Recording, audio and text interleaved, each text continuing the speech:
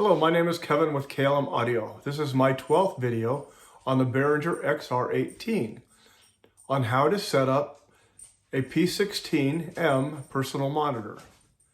If you need help turning on your system and connecting to your iPad, please refer back to my first video. And of course, if you like what you see, please subscribe to my channel and ring the bell for notifications of my next videos. I already have some items already connected to my Behringer XR18. If you're interested in what I have connected, go back to my last video.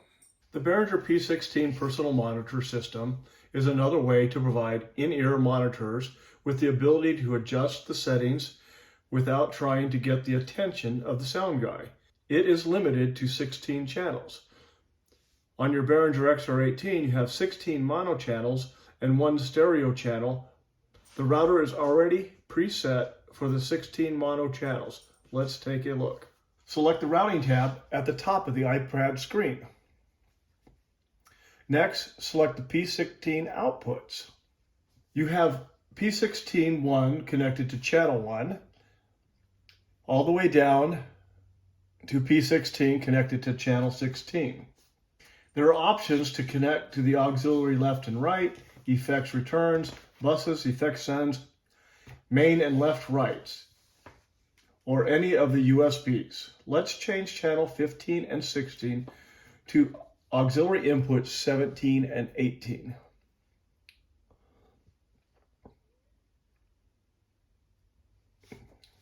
On the right side, you can select where in the channel signal that you want to send that signal to the P16M. The preset settings is input plus mute. If you select any of these settings with plus mute, the mute button on the iPad will mute the channel on the P16 also. I recommend not selecting plus mute. So let's change the P16 channels to input.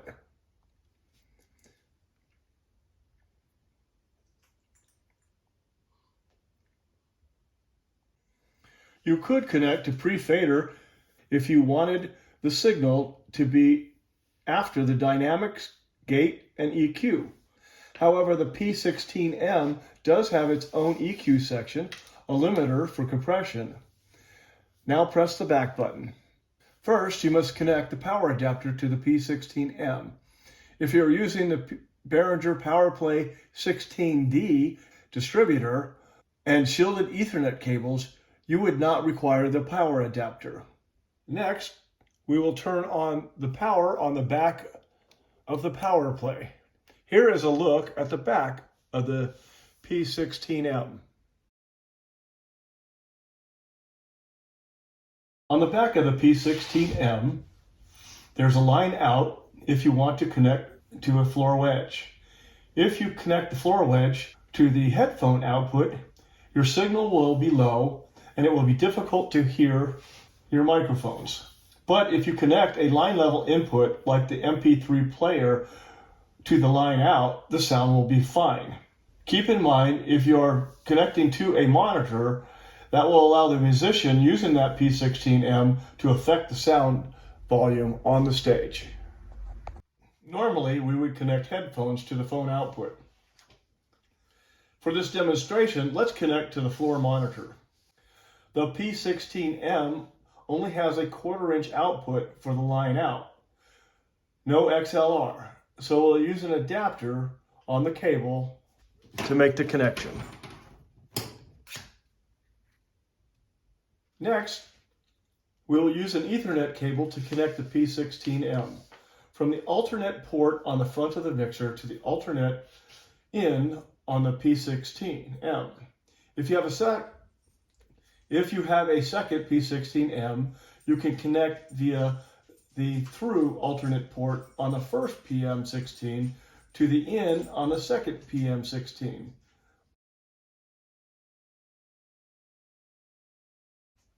This is where the P16D distributor comes in handy.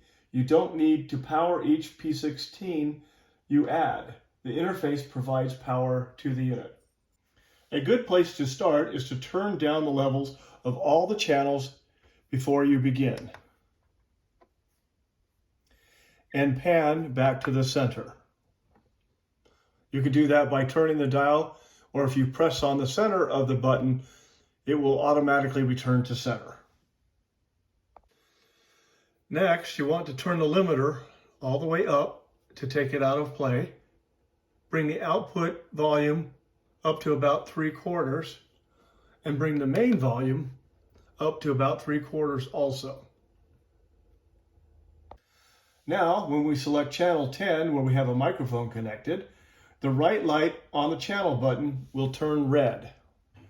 Notice also that the volume level has gone down to 0 because now we're looking at the volume of microphone 10 and not the main. As we talk into the mic and raise the volume to the channel, check, check, check, check, check 1, 2, check, check. There we have sound coming out of our monitor. You can mute or solo any channel using the respective buttons. If you push the mute button, it will begin to flash. Then you can select all the channels you want to mute. So say 4, 6, 8, 9, and then you hit the mute button again. Mute button extinguishes. If you press the mute button again, it shows you the channels that you have muted, and here is where you can unmute the channels if you want to hear them again. The solo button works the same way, although most of the time you only solo one channel at a time. If you would like to control the volume of 2 channels at the same time, you can link them to each other starting with an odd number and link to the next channel to the right. So let's link channel 7 and 8 where we might have our keyboards located. We press the link button, it begins to flash. We select 7 and it automatically associates 8. We hit the button again and it shuts off. If we want to recall to see what channels we have linked, we press the link button and again you can see as 7 or 8 are linked together. Now you can control the volume of both channels at the same time. The group button is similar to the link button. When you press it, it begins to flash. And let's say I want to group the first 4 channels together, which are my drums. Then I hit the group button again, the light extinguishes. If I want to see what's grouped together, I press the group button again, and there you have the channels. This way you can raise the entire volume of the entire group, but leave the relative volumes or mixes the same. You might want to use this for your drums. The next section on the P16M is the equalizer. You have bass, mid, you can adjust the frequency of the mid, and treble. I'll demonstrate this with the microphone on channel 10, and I will adjust the mid frequency because that's the easiest one to hear in the video. Check, check, check 1, 2, 3, check 1, 2, 3, check 1, 2, 3, check 1, 2, 3, check 1, 2, 3, check 1, 2, 3, check 1, 2, 3, check, check, check, check, and back to the middle. In the output section, we also have the limiter. In the very beginning, we put it all the way to full so that it wasn't compressing the sound. You can add it if you have some vocals or drums or something like that that's really, really loud. Here you can see as I talk really loud into the microphone, I'll reduce the limiter until it starts to compress the sound. There we go, it's just barely compressing. As you can see, it's flashing underneath, picking up the loud sounds and evening them out. Now let's add the MP3 player sound to our mix. Select channel 15 and raise the volume to your desired level. And there you go, we have MP3 added to our mix. One thing I might mention is if you have your volume preset, in this case we have the iPad up 5 lights, if you want to turn that channel off, you can just push the volume knob in and it will delete it from the mix. The last buttons to address are the recall and store buttons. After you have your channel set up the way you want them, you can save, then recall them later. There are 16 available stores. So let's say we want to store our settings on number 1. The first thing we do is press and hold the store button.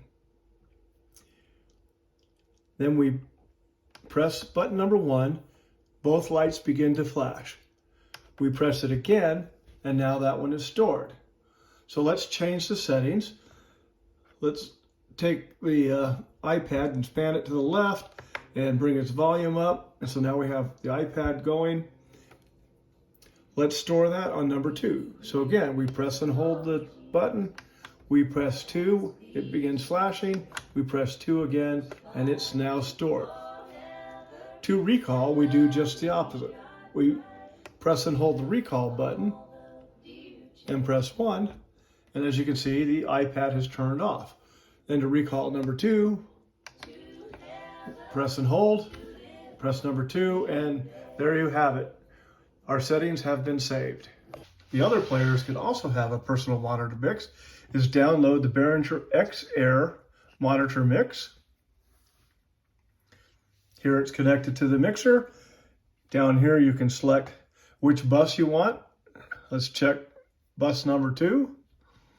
And we can now adjust whatever we want to hear in the microphone. So we want our vocals up there. Don't want to hear much of the MC guy. We have some keyboards, maybe a little guitar. Definitely no drums. And there you have it. Now they have adjusted their mix, and they also do not have to get a hold of me, the sound engineer, to change their mix. The next video I have planned is on how to record your performance on the Behringer XR18. Again, if you enjoyed this video, please subscribe to the channel, ring my bell to receive further notifications of my next video in the series for the Behringer XR18. Thank you. I am Kevin with KLM Audio.